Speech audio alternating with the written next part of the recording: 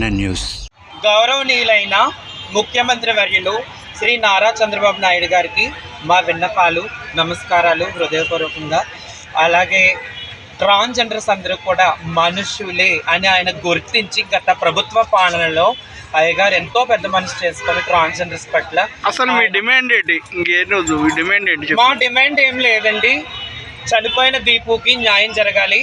అలాగే ఇంకో ట్రాన్స్జెండర్స్కి అలాగంటే పరిస్థితి రాకుండా చంద్రబాబు నాయుడు గారి పరిపాలనలో ఎన్నో ప్రత్యేకమైన చట్టాలు మా అందరికీ పెట్టారు. ఇళ్ల స్థలాలు, రేషన్ కార్డులు, ఇళ్ల స్థలాలు, ప్రతిదీ మాకు ఆయన పెట్టిన భిక్ష. ఈరోజు ఏ రాజకీయ వ్యాఖ్య చేయలేదు.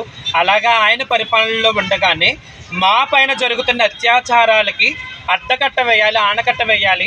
ఈరోజు ఒక దీపుకి అన్యాయం జరిగింది. అలాగే జిల్లాల వారీలుగా ఎక్కడికెక్కడ మర్డర్స్ జరుగుతూనే ఉన్నాయి, అన్యాయాలు జరుగుతూనే ఉన్నాయి మా పట్ల. అలాంటి అన్యాయాలకి ఒక బలమైన చట్టాన్ని తీసుకురావాలని చెప్పి మేమందరము కూడా విన్నపం చేసుకుంటున్నాం. మేమందరం డిమాండ్ చేస్తున్నాము. ఇలా జరిగిందని కానీ హోమ్ మినిస్టర్ కానీ, పోలీస్ డిపార్ట్మెంట్ కానీ, జ్యుడిషియల్ డిపార్ట్మెంట్ ఏదైతే డిస్ట్రిక్ట్ లీగల్ సర్వీస్ అథారిటీ ఉంది కదా, దానికి కంప్లైంట్ ఏమైనా ఇచ్చారా మీరు? మేము రాజమండ్రి తరపు నుంచి ఏమి ఇవ్వలేదండి, ఎందుకంటే అనకాపల్లిలో జరిగింది. వాళ్ళు అక్కడికి వెళ్ళి వాళ్ళ నాయకులతో వాళ్ళ జిల్లా వారీగా ఆ సమస్యని ఇది చేశారు.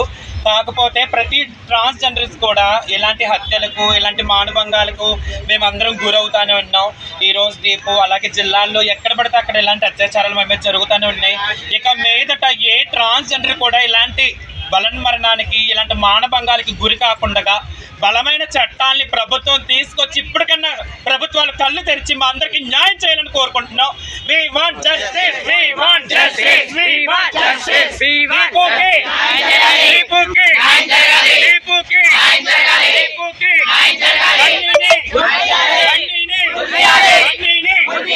మాకు న్యాయపరమైన చట్టాలు, we want justice.